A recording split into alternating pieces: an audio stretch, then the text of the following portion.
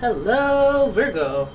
It's umomgtarot, and this is your next serious romantic relationship. Let's have a look at what energy comes up in the personality traits of the person involved. All right, your next serious relationship, Virgo edition. Okay, so first card we got is Pisces. The energy is wistful, endlessly loving, compassionate, and forgiving. It confuses and softens resolve. Pisces energy, we have your polarity in Pisces. Water energy, very psychic individual, very intuitive, emotional, and they kind of want to, they want to get in there with their partner. They don't want, they want to combine lives. They want to fuse together, like the DBZ characters when they do that fusion. Ha, thing. Okay. Your next card. Okay, so they also carry a Sagittarius-like energy. The energy imbues power, superior confidence, and enthusiasm. With faith, good fortune, and authority, we got you with that Jupiter energy on both fronts, which is growth, expansion, luck. So this person may be coming through, between Pisces and Sagittarius, we have a little bit of this dreamlike belief and spirituality to consider when this person emerges. So this person may give you might meet them through religion, discovering religion, and maybe philosophy, classes like that. Spirituality in any medium would be a jump off point between you and this person, or just one of the things that they're interested, part of who they are. So then we also have, we have Gemini energy. So this person may also have quirks to them.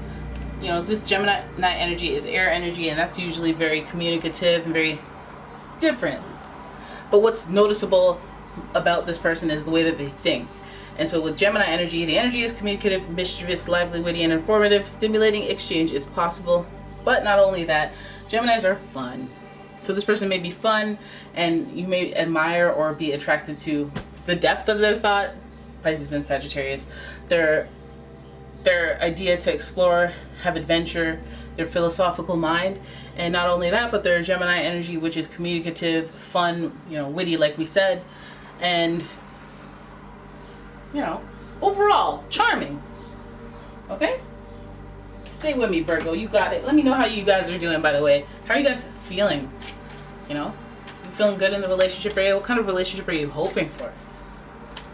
Huh? Do you want a Pisces? Do you want a Sagittarius? Have you ever been with a Sagittarius, Pisces? How'd that go? How did them things go? Let me know in the comments. Oh my goodness, a bus just drove by. Some of you guys had a bus drive by, drive through, drive over your relationship in the past, but that's okay, that's the past. What I'm doing is buying time for your shuffle, Virgo. I feel like you guys can appreciate some clever craftsmanship, some resourcefulness, some on your toesness. Okay. Virgo, I don't want to not mention that Gemini is associated with Mercury, and again, more communication stuff. You guys have that in common. Mercury is also your ruler. Now the first card we have here is the Seven of Wands. Look at that. I'm using the Wild Unknown for your reading, just to let you know, just FYI. Right, your second card is the Ace of Cups, followed by the Daughter of Cups, the Mother of Wands,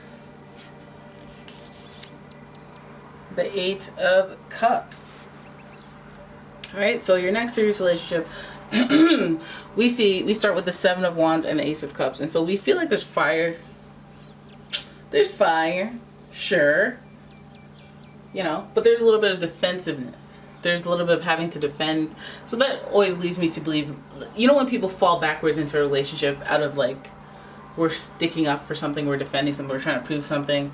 Maybe not as extreme as that energy. This is minor, but there's a little bit of defensive energy in this. So I heard you like me. I said, what? Where'd you hear that from? No, I didn't. You're the one who likes me. No, okay. No, I don't. I'm not saying playground stuff like that, but I'm saying there's some tension. There's some feeling the need to explain yourself, feeling the need to defend yourself that kind of jumpstarts this relationship.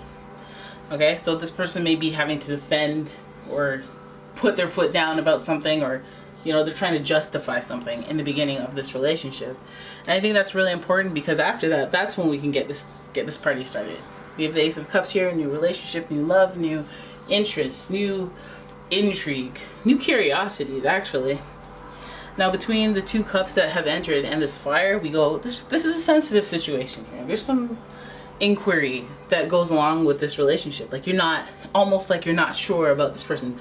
Maybe you don't have mutual friends that you can be like, hey, background check, you know? Maybe this person is a little distant from you, and or time has passed, and you heard something. Even if you loosely knew this person in the past, too much time has passed so that you can be like, oh, I don't really know anything anymore, right?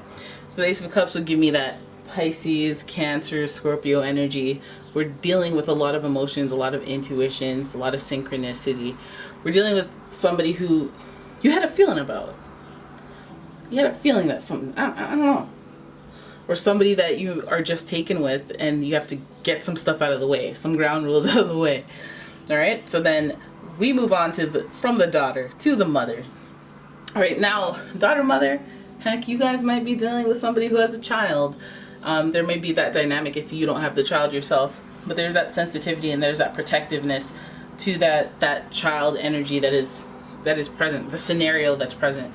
Could be the child, you could be the child, it could be the mother meddling, it could be a mother of fire, Aries, Leo, Sagittarius, meddling ma, you know. There's an inquisition. There could be a mother-daughter duo. You ever seen 90 Day Fiance? You got a meddling mother-daughter duo. It's usually what's going on. But we have fire here with the Mother of Wands, resourcefulness, creativity, happiness, joyful for the most part, excited, happy, joyful, but involved. You know, they're the ones who show face here. The Daughter of Cups is supposed to be like very immature, or not very immature, but on the lookout for some more developments as far as character and experience. And I feel like that's just to infer that there's more to develop on this relationship. There's stuff to actually grow and learn and experience new things so that new feelings can develop. It's another, also I think that this experience is impactful on your belief system, on, could be manifestation, because again, Sagittarius, Pisces, they do the philosophy thing. I always say that Sagittarius live the law of attraction, so sometimes they don't even believe in it. Sometimes they're atheists, they don't believe in anything. And well, that's actually a belief system, but that's a whole other. But Sagittarius is, people look at them and they go, okay, I need to do it like that, because they got that thing about them that gets it done.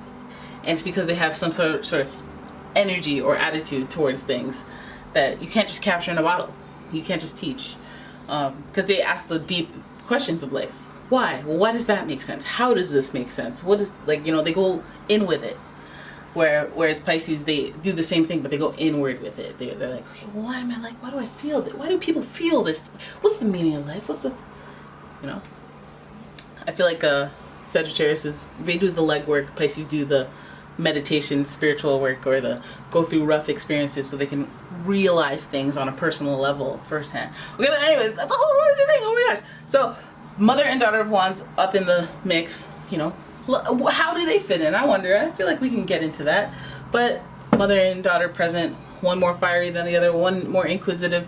I feel like if these are characters involved, you may meet a parent and a sister. You may meet a parent and a sibling, or you may be met with a little bit of inexperience. You're just trying to grow and learn with this person. And you might find yourself mothering them. You know, where is this mother energy coming from? We're going to clarify it just after I get to the 8 of Pentacles, but I'll start shuffling on it. So the 8 of Pentacles speak to a solo journey. Interesting coming at the end of this reading, at the end of this spread.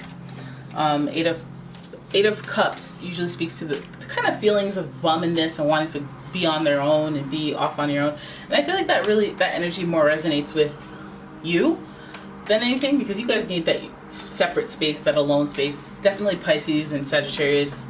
Geminis, yeah, that's a commonality there.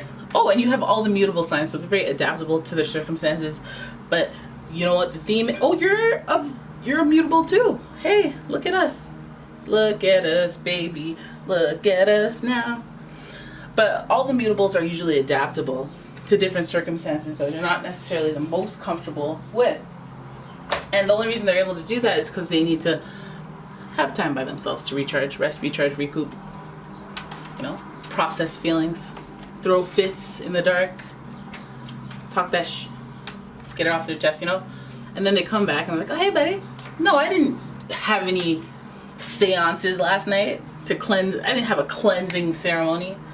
I was just chilling, you know? But I want some clarity on this Daughter of Cups and Mother of Wands energy, because how does that play into the next serious romance? Is it, like, what are they doing? What are you doing here? You shouldn't be here. Okay, okay, now I see it. I see it. I see it. I see it. I see the light. Oh my goodness. Okay, I see the light. I see the light. I see the light. I see the light. Guys. Virgo. Pay attention, okay? If you want to be somebody, you want to go somewhere, you better wake up and pay attention. Say something in the comments if you know what that's about. Just don't even say anything, but just say the movie, okay? When we look at this daughter and we look at this mother scenario here, we see the Strength card. Strength card is my signal, my personal signal for, hey, strong mother, very protective of her cubs type energy, right? But the problem with the Queen of Wands and the Leo, or the Strength card, this is Leo energy as well, is that when it's in reverse, it's kind of overbearing. May have an overbearing mother figure in the mix. Okay, that's not and that would even give us further insight as to why we're starting off with our defenses up. Okay, so there may be a meddling-ish mother-ish, or a mother that's in consideration in this union. Like, I gotta visit my mom on Saturdays, on Sunday morning if I'm not there. You know, it could be anything like that. But then we have the Four of Pentacles, and we know that as a result, this person either has to hold back their money, hold back their time. Either way, they're holding back themselves. There's stability here. There's a whole, like, this is my home life. This is the core. This is the core of my routine. This is like a staple in my life, basically. I have to tend to my mother. I have to. She has to do my jammy jam. She has to lay out my jammy jams. It's routine. But that type of energy, being reserved, holding back part of themselves. But, you know, and not to be disrespectful, because I know that some Virgos tend to have some type of connection to their mother that has a profound effect on how they behave and how they have relationships. I know that's everybody, but especially Virgos. I know that, guys. Secrets out. So then we have the Four of Wands here, and that's typically the Twin Flames card, and it's in reverse. So I feel like this is like the off, like, this your twin flame thing is maybe a little tumultuous as expected with that twin flame energy, but I feel like this scenario has come to a head when it comes to this trifecta, this four-way situation. I guess there's you, them, it's daughter energy or immature energy, and the mother energy, and the overbearingness of that mother causing you to have to hold back. This could even mean secrets, you know, not straight up lying. Well, that could be straight up lying, but I don't see it here. It's like having to hold back, having to not share that information, hide this, hide that, hide that, hide that. I mean, this might be all of where the defensiveness comes from, this tension here.